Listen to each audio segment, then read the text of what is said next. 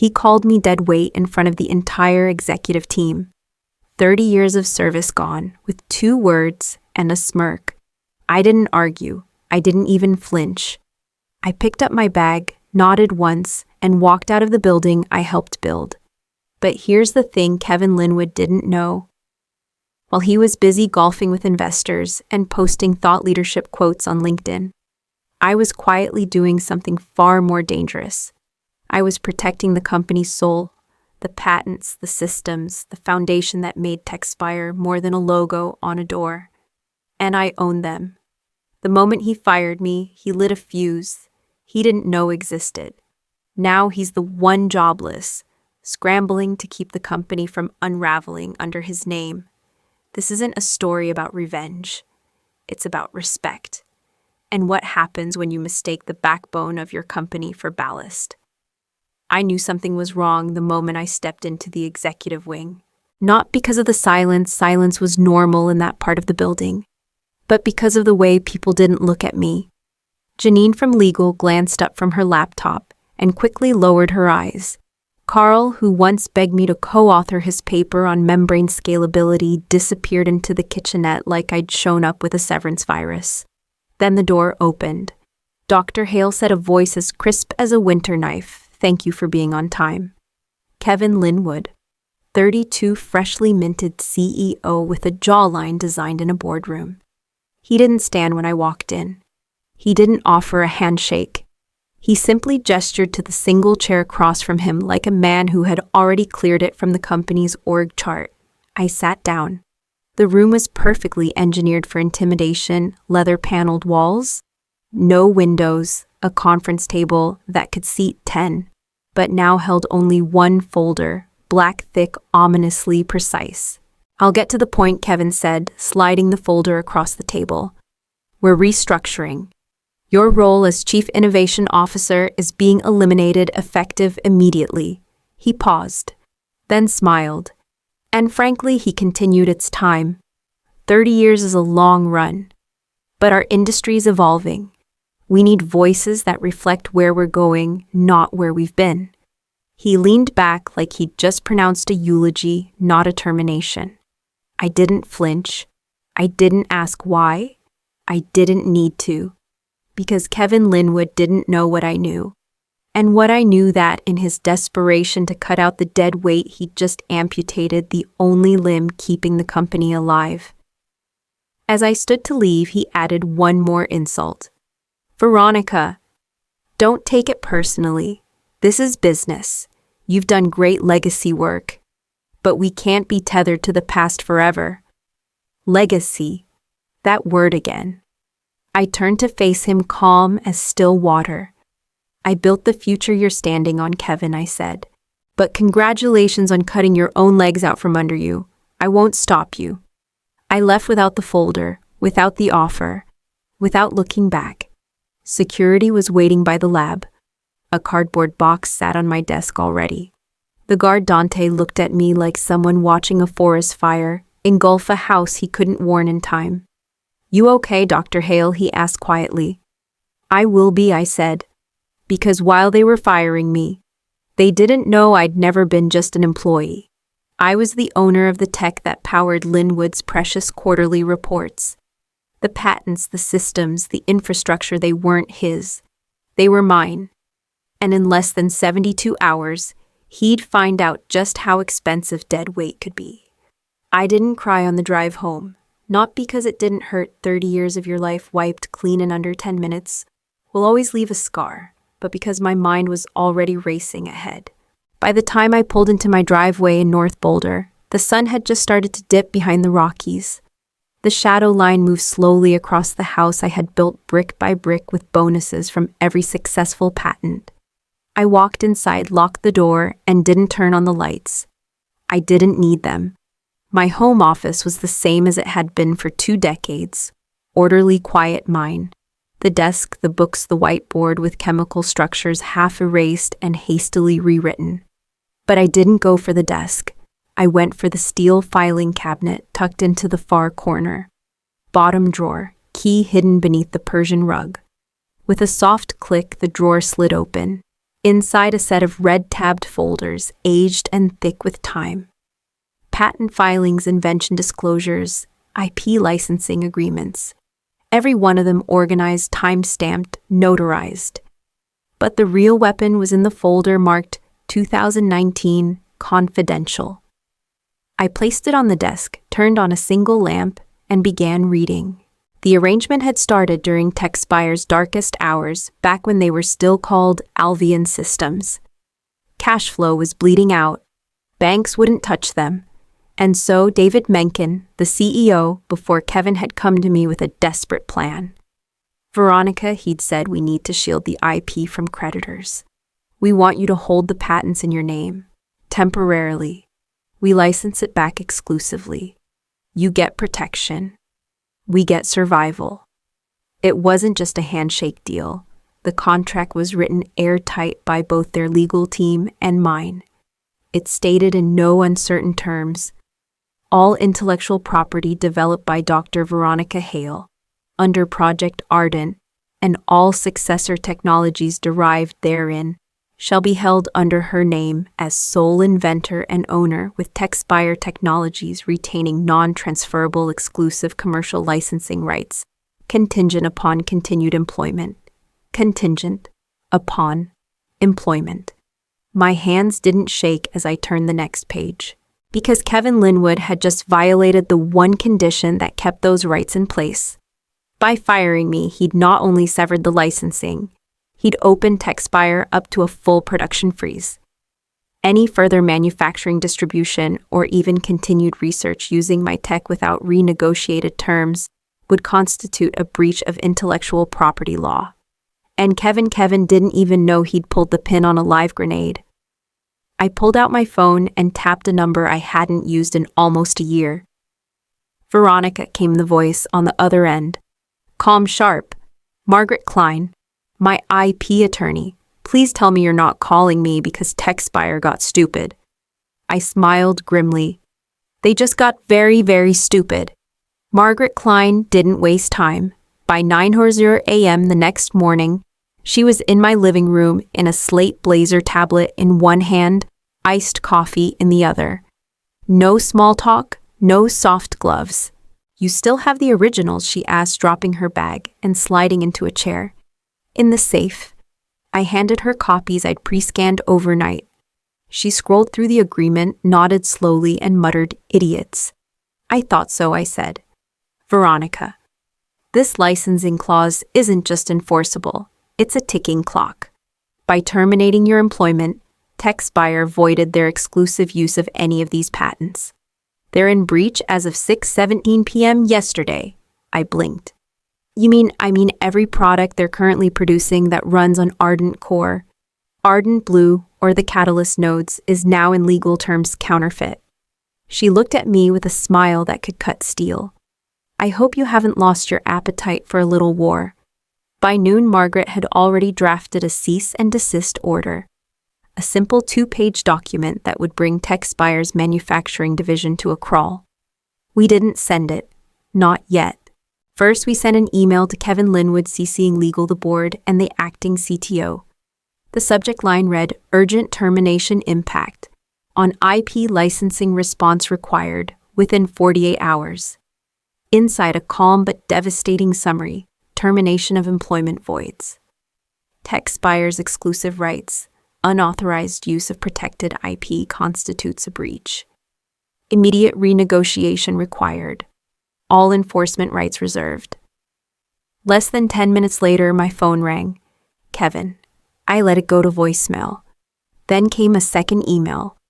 Can we discuss this privately? I didn't reply. Let him sweat. Let him call the lawyers. Let him realize the platform they bragged about at every tech summit. The power-saving neural mesh, the zero-latency data bridge, the adaptive thermal loop. All of it was born in my garage, patented under my name, and licensed only as long as I was on the payroll. I was the floor beneath his throne. And I'd just moved the foundation.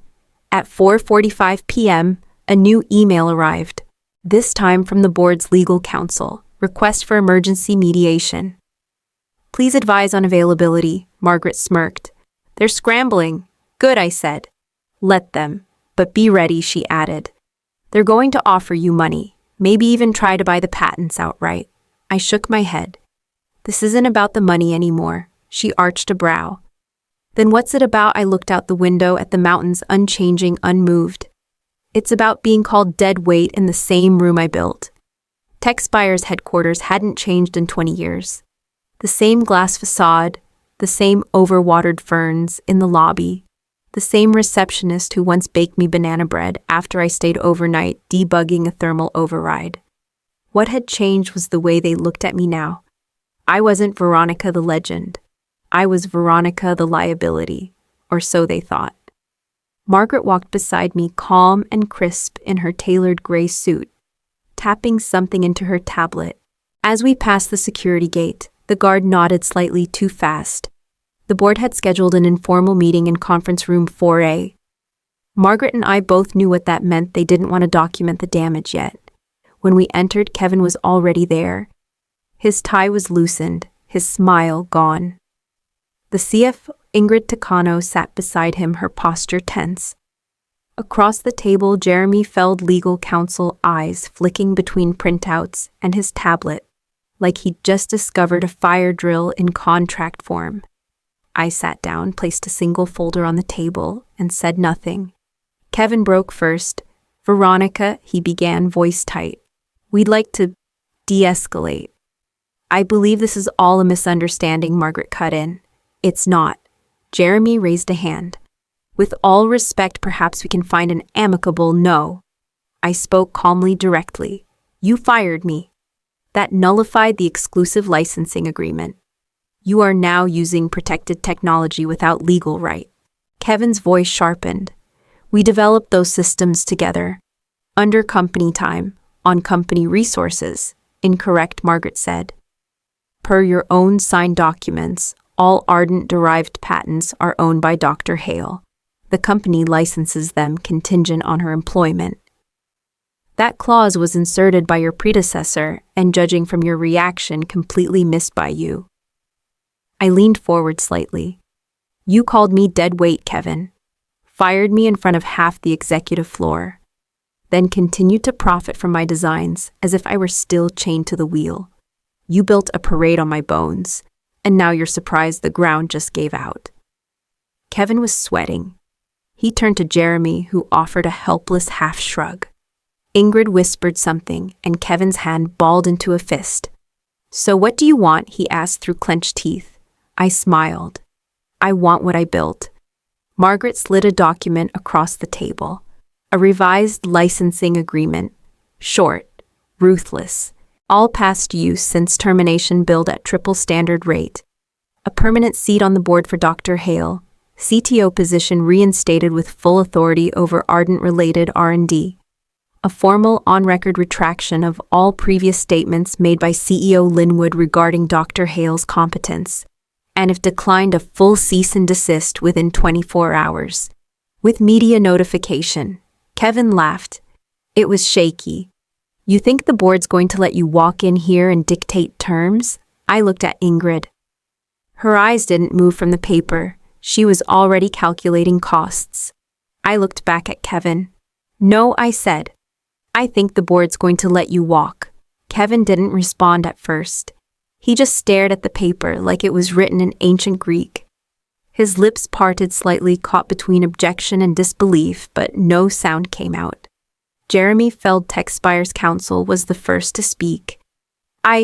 We need to review this, he said cautiously, as though the document might bite. Some of these terms are frankly aggressive. Margaret didn't blink. They're generous. We could have gone straight to federal court with a preliminary injunction and frozen every Ardent-based operation you have. Ingrid Takano, the CFO, finally looked up. How much time do we have before that happens? Margaret pulled out a slim black folder and slid it across the table. 72 hours. That's how long we're giving you before the cease and desist hits the newswire. Kevin scoffed. You think you can blackmail your way into a C-suite? I don't need to blackmail anyone, I said. I'm not asking. I'm restoring balance. You tipped the scales when you fired me without understanding what you were slicing off. Now you're just paying market rate. The room was quiet. Kevin's pride wouldn't let him back down. Not publicly, but the numbers didn't lie, and Ingrid was already pulling out her calculator, her lips moving slightly as she tallied projected losses. You're talking about halting 4 product lines, she muttered. Back orders, client deals, manufacturing. She looked at Kevin. We bleed out in 2 quarters. Kevin turned to me, jaw clenched. You built something great, Veronica. No one denies that. But this is personal vengeance. Wrong again, I replied evenly. If it were personal, I wouldn't be offering a deal. I'd be walking out of here and letting the courts burn you down for sport. He opened his mouth to fire back, but Ingrid spoke first. I'm voting in favor of the proposal. Kevin's head snapped toward her. You can't, I can. You gave yourself executive authority without board review when you terminated her. That puts us at risk. I'm protecting shareholder interest. Jeremy cleared his throat. I advise compliance. The terms, while sharp, are within reason considering the IP documentation. Margaret added, and legally sound. 3 more board members joining via video call had remained silent until now. But one by one they chimed in. I vote yes. Agreed. Let's not be stupid here, Kevin. Kevin slumped back in his chair, fury flickering across his face. But cornered animals don't make smart moves, and he knew it. He nodded once. Short, violent. Fine, he spat. Have your damn board seat. No, I said, standing up. Have your damn resignation. The room went still. You're not fit to lead Techspire, I continued. You didn't know your own licensing structure. You endangered the company. You insulted the person who built the thing you sell. If this deal moves forward, it moves forward without you. Kevin stood too. You think the board will replace me because you threw a tantrum? I think they'll replace you, Ingrid said coldly, because she just saved the company from a $100 million IP catastrophe that you caused. Kevin looked around. No one came to his defense. He stormed out. The door didn't slam, but it might as well have. 10 minutes later, the signatures were on paper. The CTO title was back under my name. A seat on the board granted. A public statement of apology being drafted. And Kevin Linwood. He wouldn't be returning Monday. The news broke 3 days after the meeting. Techspire CEO steps down amid licensing conflict board. Reinstates company founder as CTO insider fired engineer, held patents all along LinkedIn. Lit up like a Christmas tree on fire. Former interns, old coworkers, even a venture capitalist who ghosted me back in 2011 suddenly remembered I existed. But I didn't care about the headlines. I cared about the lab. When I walked back onto the R&D floor that Monday morning, everything stopped. Conversations paused mid-sentence. A few engineers stood. Jules' second-year thermochemist, sharp and sincere, actually blinked back tears. Dr. Hale, she whispered. I raised a hand. Let's get back to work. And just like that, the room shifted. No celebration, just renewed focus, like a team that knew their anchor had returned. That afternoon, the board held a press briefing.